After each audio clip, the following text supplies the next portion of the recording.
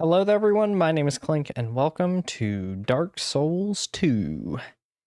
Yeah, we are playing Dark Souls 2 Scholar of the First Sin today. Admittedly, I was originally going to do this Let's Play on the original version of the game on PC, but it was crashing a lot for some reason and getting some video encoding overloads, so I figured, screw it, why not? We'll play Scholar of the First Sin on PS5. So that's what we're going to do. This is going to be a full playthrough of the game, DLCs included. I don't know if I will go through every single boss, but I will go through a lot of them. But without further ado, I will let the opening cutscene play, and then I'll be back in a few minutes. Perhaps you've seen it, maybe in a dream, a murky, forgotten land.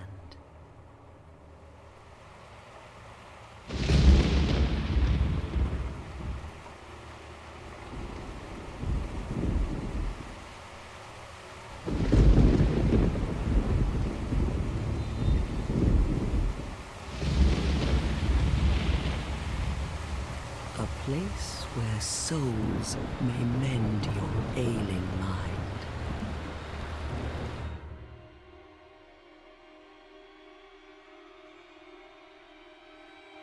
You will lose everything. Once branded, the symbol of the curse, an augur of darkness.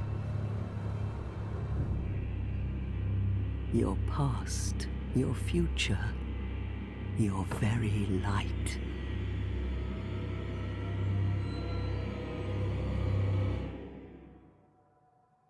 None will have meaning, and you won't even care.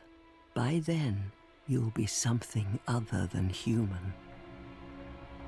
A thing that feeds on souls, a hollow.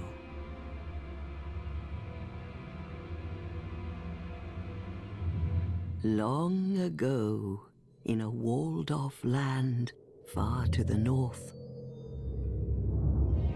a great king built a great kingdom. I believe they called it Drangleic. Perhaps you're familiar. No, how could you be? But one day, you will stand before its decrepit gate without really knowing why.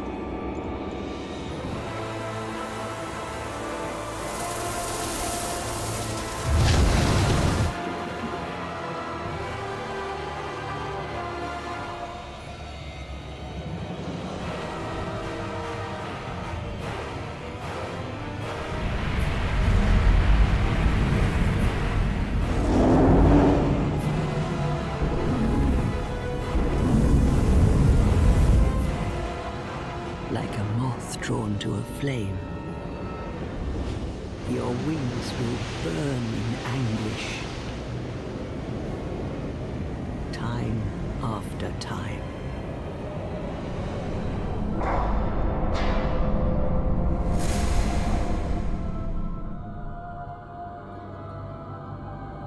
For that is your fate, the fate of the cursed.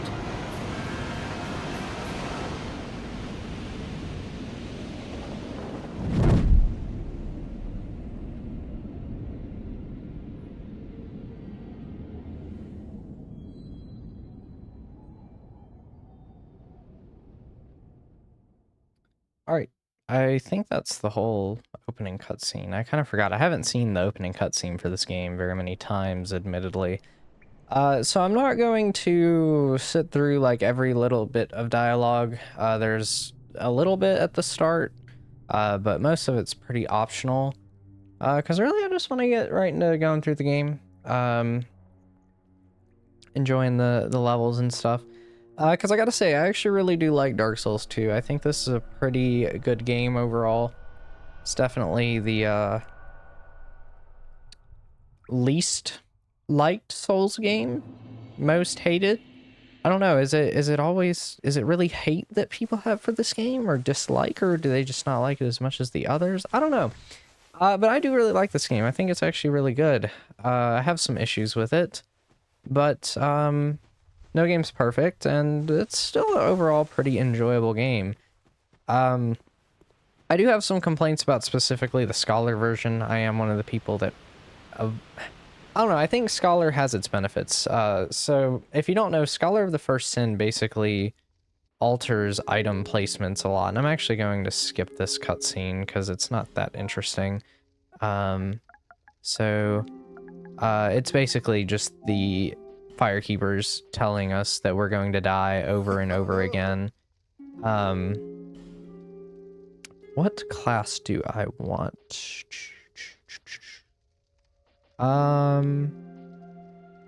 What's the adaptability? Which one's adaptability out of all of these? Is it... No, that's, Do you not see the adaptability?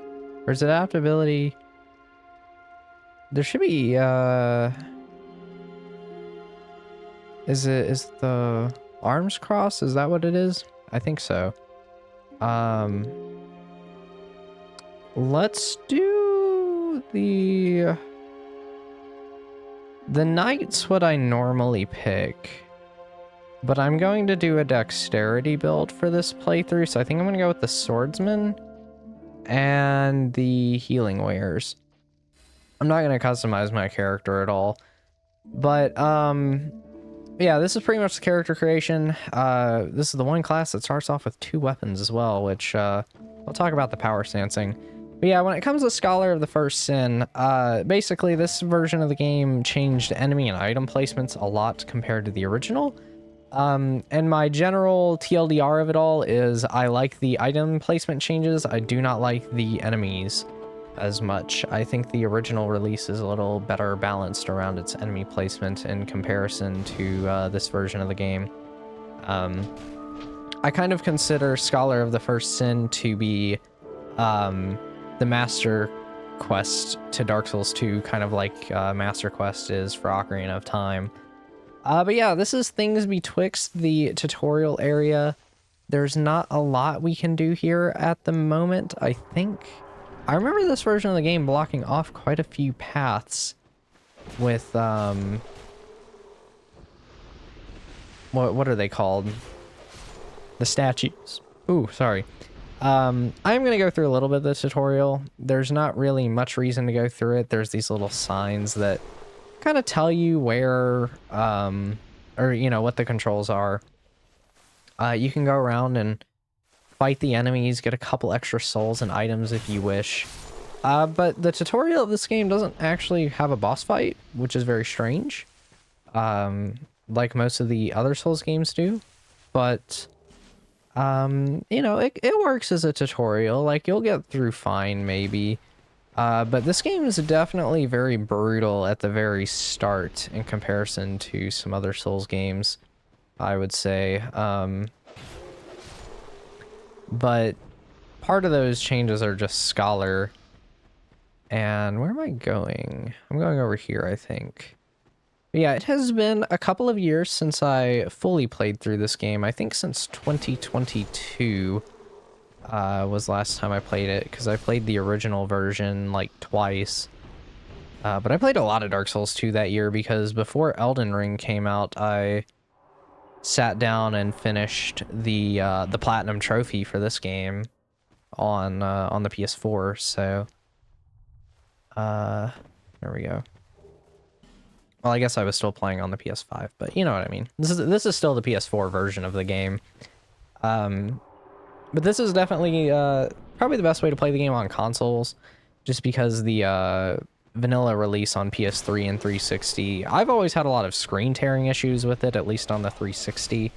The frame rate's lower, it's a bit more inconsistent. Some things look kind of blurry, if I'm being honest.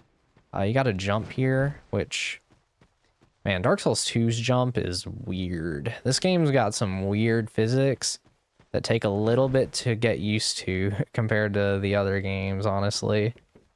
It's very different from Dark Souls 1.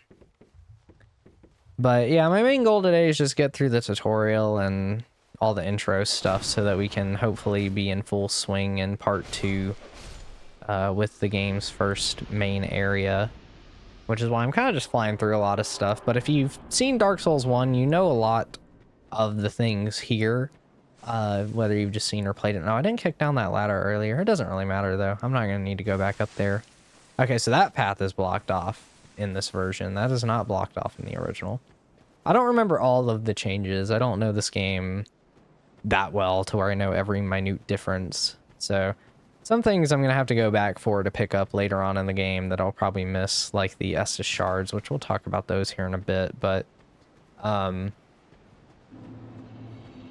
yeah, like I said, if you've seen Dark Souls 1, a lot of the stuff is the same. You can roll, you have your light and your heavy attacks, you have your 2 hands, stuff like that.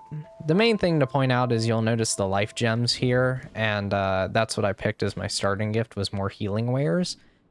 These are a permanently consumable healing item that slowly regenerate your health over time in comparison to the Estus flask. But the Estus flask is also in this game. So there's a lot of healing options. You don't have to use the life gems. It's perfectly doable to beat the game without them. But they are definitely pretty good and worth using a lot. But let's talk to the Emerald Herald. Are you the next monarch? Or merely a pawn of fate? Bearer of the curse, I will remain by your side till this frail hope shatters. Take this with you. May it ease your journey. Go on and see the king. He who made Drangleic what it once was. He who peered at the essence of the soul. King Vendrick. Alright, so yeah, the Emerald Herald is your level up lady for the game. She'll also enhance your Estus flask as you need it. As you can see, we only start off with 1 in this game, because where you just have 5 in Dark Souls 1, you just slowly increase it all the way up to 12 in this game. And we got the Crestfallen Warrior right here. If we were online, this would show the total deaths, but instead, since I'm playing offline, it will just show my death count, which will be kind of nice. But yeah, the Crestfallen Warrior, he has the same general dialogue that he does in all the other games of, I don't want to go anywhere, I'm sad and gonna stick around here. But if you talk to him long enough, he'll give you a covenant, I believe. Trying to leave some of the dialogue on screen long enough to at least be able to read some of it. Let's see. He talks for a while. I mean, the Crestfallen Warriors usually talk for a while. So yeah, there's the Way of Blue Covenant. Like I said, I'm not going to show absolutely everything, but I will show those since they're not that far out of the way. And then this is Leningrass. He's the blacksmith. He don't have his key, so we kind of got to go find it, but it's actually really early on in the game, which is very, very nice. Makes my life a little bit easier. Another life gem right there. You could go this way if you want to, but I'm not going to go that way quite yet. You actually have quite a few options for how you approach at least the first chunk of this game. This stone here is another covenant, the Covenant of Champions. It'll give you a few prompts on joining the covenant, I think 3. You don't have to join the covenant to get the achievement, though. You just don't want to join it because it makes the game harder, and I don't remember exactly what all it does to do so. I think it makes it to where the enemies essentially have New Game Plus stats, and they never will, or they will always respawn, because this game has a weird mechanic where if you've killed an enemy 12 times, it'll actually stop respawning after resting at a bonfire, which is kind of cool. I feel like I'm having to talk really fast and overload a lot of information straight from the start, but oh well. And then this guy here, he's the armor merchant.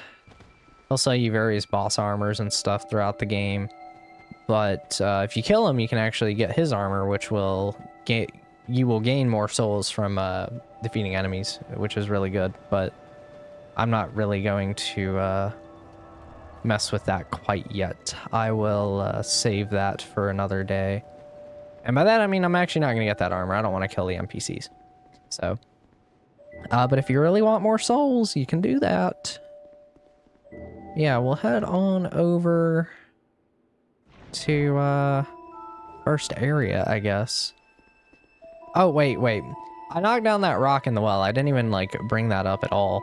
That got us another Estus Flask shard, and that's kind of nice to have so that you can, you know, have another Estus Flask before you take on the first area of the game. So, yeah, we're gonna go on ahead and do that for sure.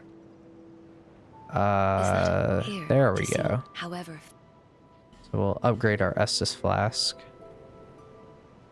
Yep, that's kind of important, honestly, so I want that. Yeah, that's Majula. Great music, great atmosphere. I've got to say, this game is very pretty sometimes. I actually think they really nailed the art direction in this game. It's always been one of my favorite parts about Dark Souls 2. It has a very different feeling to it than the other Dark Souls games do. I can't really like put it into words or describe it all that well, but it just kind of it feels very different. All three of them have a different feel to them, but this one has an almost weird, serene beauty to it in some ways. I think there's a lot more colorful areas in this game than there is in the first and third games. A couple more very nice looking vistas to see throughout the game. I want to be careful here because that water will kill you if you fall into it. So we'll go on ahead and get this human effigy, which those are basically like humanities in the first game, where they'll reverse your hollowing back to the human form. And did I make that? Oh my god, I thought I missed. So the human effigies are a nice item to be picking up and using, because when you die in this game and go hollow, you'll lose, I think, 5% of your maximum health per death until you've lost half of your health. It's a weird system, but it's basically like a slower version of Demon Souls' undead system. So if you've played that game, then you kind of know how the process works. Let's go on ahead and light this bonfire. This is the first major one of the Forest of Fallen Giants, but I don't really want to reset the enemies, so I'm not going to rest at it quite yet. I don't really need to. Take this guy out, and we've got more friends behind us.